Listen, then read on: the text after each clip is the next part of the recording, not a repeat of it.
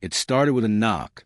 Not the kind you answer, but the kind that makes your stomach twist like it's hiding a bill you forgot to pay 3 months ago. I opened the door to find a man in a neon vest, standing there like he was proud of ruining mornings for a living. He had an electric scooter parked behind him, a smug little grin on his face, and a certified letter in hand like he was handing me a grenade with the pin already pulled.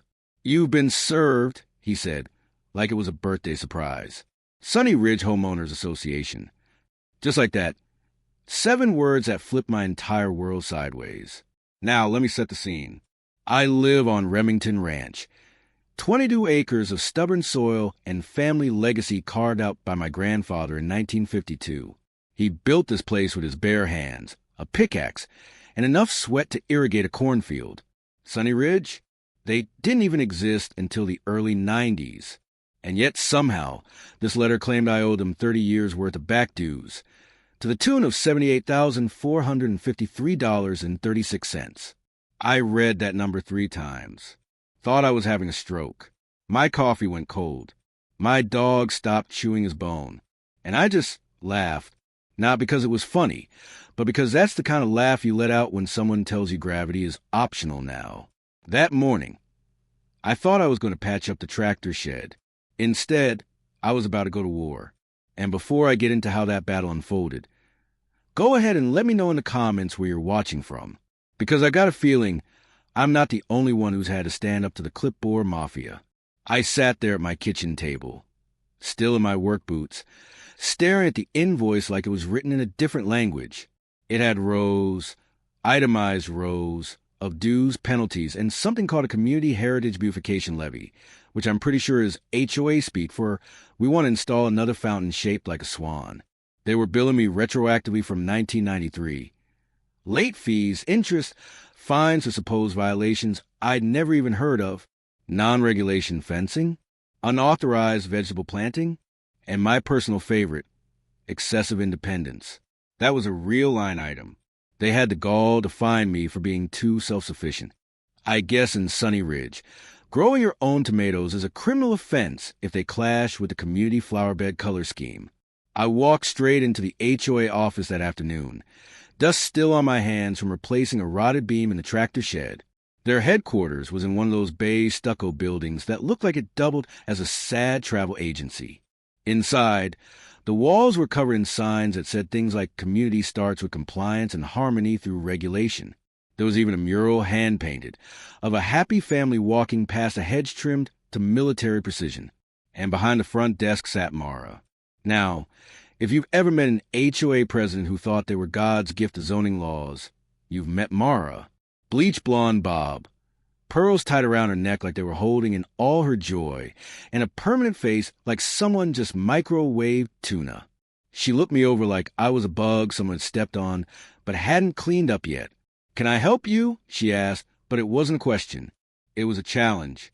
I laid that letter down on the counter like it was evidence in a courtroom. "You can start by explaining how I supposedly owe you people 78 grand. Mara didn't blink. She just tapped at her keyboard with these long, manicured nails, the kind of nails that V never touched a shovel, and said, "According to our records, your property falls within Sunny Ridge jurisdiction. Dues were assessed beginning in 1993. I leaned in. "Your records are wrong. My family's been here since 52. You didn't even have pavement out here until 94. She gave this tight-lipped smile that could curdle milk. Boundaries shift over time. The community evolved. Your property is now included within our expanded district map. That's when it clicked. They moved their fences, redrew the lines, and now they were pretending they owned land that had never been part of their little empire. So let me get this straight," I said. "You extended your map with a red sharp, and now you think this is monopoly? You land on Remington Ranch, and suddenly I owe you rent." Mara stood up slowly. "Sir, refusal to pay these dues may result in legal action, including liens on your property." I laughed, not the polite kind, the full, echoing kind that made 2 other people in the lobby turn and stare. "Lady, my deed predates your whole neighborhood. You want to lien something, try leaning on reality." She didn't flinch. "Then you'll need to take it up with the board. But be warned, We've never overturned a dispute. On my way out, I saw the district map on their wall. Freshly updated, red marker still visible, swallowing up homes like a toddler with a crayon and no supervision. I snapped a photo. Something told me this was going to come back to bite them. Back home, I headed straight for the old steel filing cabinet in my workshop, the one that smells like engine grease, mothballs, and a lifetime of stubbornness. Bottom drawer, back corner, under the folder labeled "Do Not Touch Unless They Come for the Land." That's where I kept the original deed to Remington Ranch. Still had the 1952 land survey stapled to it, signed by a state engineer, sealed, and stamped in ink that hadn't faded one bit. That paper laid out my land ownership down to the last inch. Not foot, inch. Better than GPS. Not only did it confirm my property's borders, but also made one thing blindingly clear. Remington Ranch sat outside any annexation or planned community overlay. Always had. Just to be sure, I pulled out a few more dusty folders. That's when I found it. A black and white photo of my grandfather standing in front of the unfinished house, a sledgehammer in one hand and a cigarette in the other. His name was still etched into the concrete porch step in that photo. It wasn't just nostalgia, it was proof. The next morning, I called my niece Samantha. She's an attorney, young, brilliant, and meaner than a cornered badger when it comes to land rights. She once sued a developer for ripping out century-old trees and made them plant 500 new ones. When she saw the invoice, the deed, and that red scribbled map, she let out a low whistle and said, "Oh, they've really stepped in it." By the end of the day, Samantha had already pulled the original HOA charter. Guess what? My property was never listed in their founding documents. Their so-called expansion happened years later, and they never notified me or a dozen other landowners. That's not just sloppy. That's fraud. And now they had a problem. While Samantha built the legal side like a fortress, the HOA kept doubling down like they hadn't just picked a fight with someone holding the original blueprints. They sent another letter, this one warning that non-compliance may result in community blacklisting, whatever that meant. Probably a fancy way of saying, we'll scowl at you at bake sales. A few days later, I caught one of their so-called inspectors snooping around my property with a clipboard like he was auditioning for the role of petty bureaucrat number 3 in a made-for-TV drama. He tried to write me up for a non-standard mailbox design. I told him my mailbox came from a World War II surplus store and had more soul than the entire HOA combined. He didn't laugh. I did. That same week, Mara filed a preliminary lien on my land with the county clerk. That's when I knew this wasn't just neighborly nonsense anymore. They were going scorched earth. But here's what they didn't count on. We weren't just poking around for a defense. Samantha was building a case that could fold their whole operation like a lawn chair in a thunderstorm. Turns out back in 2003, the HOA had filed to expand their jurisdiction. They submitted a boundary amendment, but forgot to follow basic procedure. No surveys, no landowner notifications, and no official approval. Worse, someone, we don't know who yet, used a county map template, drew in expansion lines with red pen, and submitted it like it was gospel. Only, it never got recorded, according to public records. That approved map they kept referencing was never officially adopted. Samantha stared at the scan file and said the words that lit the match. They never finished the annexation. They just pretended they did. Mara must have sensed the walls closing in, because her next move was pure damage control dressed up like authority. She sent a neighborhood-wide email with the subject line, "Protecting our community vision." In it, she accused me of exploiting legal gray areas to avoid contributing to neighborhood integrity. She even claimed my nonconforming attitude posed a threat to property values. It read like a smear campaign written during a wine-fueled panic attack. But here's the thing about community-wide emails. They always end up on Facebook. And that's when the real fun started. Turns out, I wasn't the only one who'd been burned. The comments section lit up like a bonfire. One woman posted a photo of a citation she got for planting sunflowers too close to her driveway. Another guy chimed in about being fined for having a kiddie pool within 5 feet of a hedge. Someone else had been written up for owning a mailbox that was 1 inch too whimsical. I kid you not, whimsical. It was like a support group for the overregulated. That's when the nickname surfaced. Napoleon in a cardigan. And once that stuck, Mara's grip on the community started to slip. She tried to host a community standards awareness meeting at the clubhouse to save face. I showed up front row with Samantha at my side and the original land deed in my back pocket. As Mara droned on about uniformity and curb appeal, Samantha raised her hand and asked one simple question. How do you plan to enforce HOA bylaws on property legally outside your jurisdiction? Silence. Mara stammered something about a shared spirit of inclusion. That's when I stood up, held up the deed, and said, "This house stood before your pavement did. No red marker changes that." And the room, it turned. The moment we walked out of that meeting, I knew we had them rattled. You could feel it. The kind of awkward silence that hangs in the air after someone yanks the curtain off the wizard and shows the whole town it's just a guy pulling levers. Samantha looked at me, grinning. Think that shook the tree enough? I nodded. Oh, we're just getting started. Back home, I opened a cold beer, sat on the porch, and stared out at the same land my grandfather had built with nothing but grit and thick calluses. They'd picked the wrong person to mess with, and now we had the upper hand.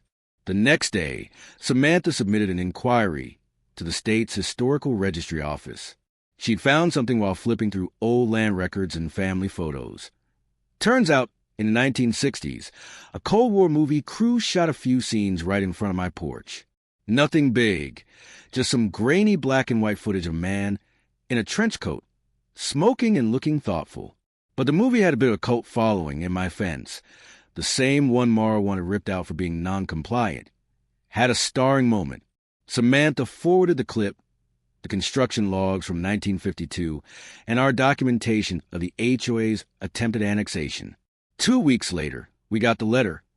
Remington Ranch had been officially listed as a protected heritage site. That meant the HOA couldn't touch my fence, or my porch, or my mailbox, or even the old tractor tire I'd been using as a flower bed since Reagan was in office. By noon, Mar was at my front gate, oversized sunglasses hiding eyes that probably hadn't slept in days. "You've gone too far," she hissed. I just smiled. "No, ma'am. I went exactly far enough." 1 week later, a thick packet showed up in my mailbox. Legal letterhead, big bold print, the works. The HOA had hired a new law firm, and they were officially invoking eminent domain. Said they needed my land, specifically the far end of Remington Ranch, for public improvement. Their grand vision? A splash pad, a toddler playground, and a Starbucks kiosk. I laughed so hard, I nearly dropped the letter into the barbecue pit.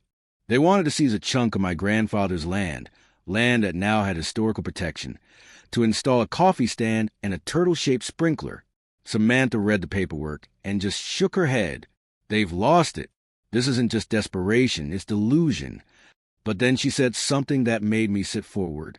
If they forged those annexation maps, what else might they have faked? We started digging. Hard. County records, meeting minutes, archived amendments. That's when we found it. The smoking gun. 3 different county official signatures approving the HOA's boundary expansion. All dated on a Saturday. All identical handwriting. And according to the county registrar, not one of them was ever logged into the public docket. The signatures weren't just suspicious. They were fake. We printed it all. Mara, in her infinite hubris, called an emergency community meeting. Tried to rally her supporters with flyers that read like political propaganda. Protect our neighborhood. Stop rogue actors. She even gave herself a little catchphrase. Preserve the vision. So I showed up early. With Samantha. With receipts. As Mara launched into her speech, talking about external threats, Samantha raised her hand and asked, calm as ever, "Could you explain how you plan to seize protected historical land based on forged documents?" Dead silence. You could hear a bird hit a window outside. And then the room turned again. The room didn't just turn, it erupted. Someone in the back muttered, "Did she say forged?" Another neighbor gasped, "Wait, this is protected land?" And before Mara could open her mouth, I walked up to the front of the room. set down a printed copy of the county's official map, the one without the red crayon borders, and next to it, the forged annexation map the HOA had been parading around like scripture. "This," I said, pointing to the real map, "is law. That," I jabbed at the forgery, "that's fantasy with felony attached." Gasps, murmurs. A woman near the front asked if that meant all her mailbox fines were fake. A man behind her stood up and said, "I paid $3,000 last year for trimming a bush on what I now find out wasn't even HOA land." Mara stood frozen, lips twitching like she was trying to reboot mid-glitch. "This meeting is adjourned," she snapped, slamming her gavel like it might summon order. Someone in the crowd yelled, "You brought a gavel to a potluck." And just like that, laughter broke the tension like a snap branch. The next day, Mara resigned. Her resignation letter blamed social media, toxic negativity, and, my personal favorite, misguided rural sentimentality. The HOA scrambled. Half the board stepped down. The county launched an ethics investigation. Samantha and I, we filed a complaint with the State Housing Commission and submitted every fake document, every picture, every legal threat. But more than that, the neighborhood changed overnight. People who'd stayed quiet for years suddenly found their voices. A man down the street hung a wooden sign over his garage that read Independent Zone, "No clipboards allowed." A teen painted a mural of Mara's gavel sinking into a splash pad shaped like a toilet. The power grip was gone. And the neighborhood? It finally started feeling like one. 6 months later, we threw a barbecue on Remington Ranch. A real one this time. No permits, no inspections, no measuring tape near the grill. Just families with lawn chairs, kids chasing dogs to the field, and a giant smoker that hadn't seen as much use since the bicentennial. Samantha gave a toast, mason jar in hand, sunglasses in her hair, to knowing your rights, standing your ground, and making history, she said. The crowd cheered, and I stood there a little stunned, looking out the land we'd saved, not just from bulldozers or bylaws, but from being erased in red ink by people who thought a title gave them character. Early that morning, I found a new sign at the end of my driveway, hand-painted, crooked, and beautiful in its imperfection. "Welcome to Remington Ranch. EST 1952. Still not HOA. No one signed it. But I got a hunch it was the Johnson twins down the road. They'd been riding past every day with spray paint and grins too big to hide. That sign stayed up. I never touched it. As for Mara, she sold her house in silence. Left town with her pearl white sedan, a for sale sign still bent from someone's boot. The last anyone saw of her, she was backing out her driveway while a group of kids played a kazoo version of Another One Bites the Dust. Fitting, but this wasn't about revenge. Not really. It was about legacy, about telling a younger generation. Just because someone wears a title and waves a rule book doesn't mean they get to rewrite your roots. Out here, land means more than dirt. It's memory. It's family. It's fight. And if the clipboard army ever comes knocking again, they'll find the same thing Mara did. Remington Ranch doesn't roll over. It rocks back, squares its shoulders, and stands.